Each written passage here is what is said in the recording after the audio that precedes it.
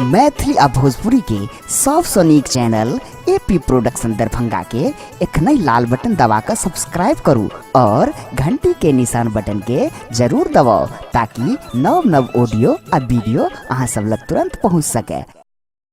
AP production Lakshmi सागर दरभंगा एक बेर फेर से प्रस्तुत कर रहल छथि मैथिली विवाह गीतक सबसे सुंदर परीक्षणक गीत स्वर दीप्ति कश्यप। त आओ सुनल जाओ इस सुंदर सन मैथिली परीक्षण गीत। एखन अपने सब सुन रहल छी एपी प्रोडक्शन के प्रस्तुति।